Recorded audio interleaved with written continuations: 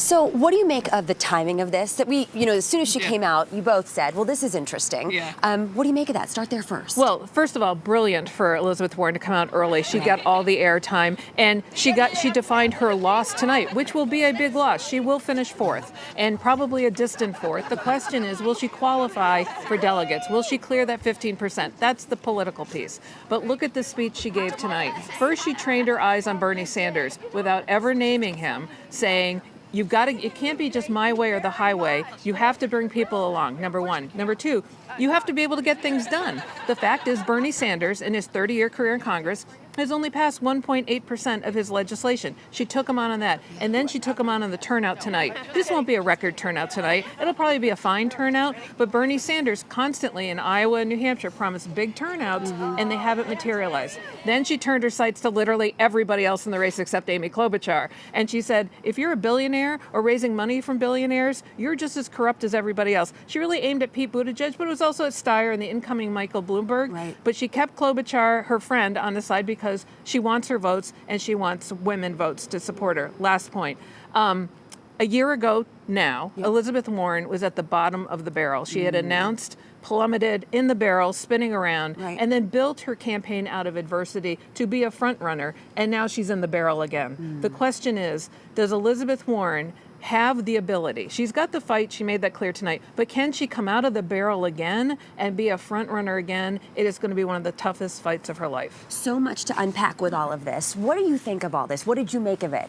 Well, I thought Warren's line about we need a candidate to generate huge turnout. Yes, it was a shot at Sanders.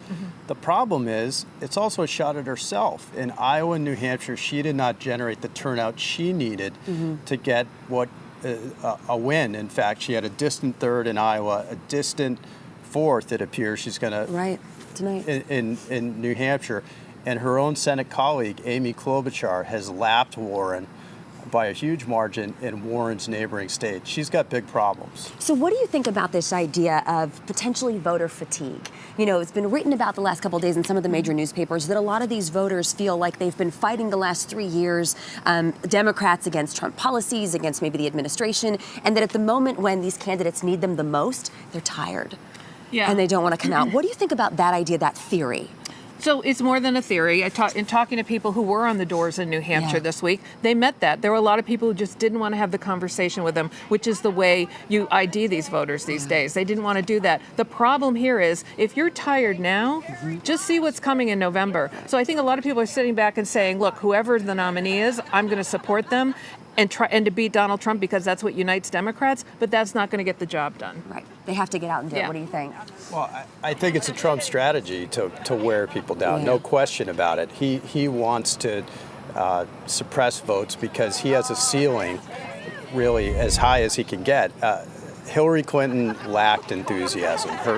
Her campaign lacked energy, and that's why she lost. And so Trump is certainly going to hope to do that against the Democratic nominee. And so we saw that steady turnout today, not the record, like you said, but steady. How does that play out moving forward, do you think? When you think about Trump and his strategy and what he's looking to do, where does turnout factor in? Well, it definitely factors in. I think the turnout today for Democrats, they can't be happy about it. Steady is not, we're going to get rid of an incumbent president, and you really need to do that extra amount to get rid of an incumbent president. They're tough to beat.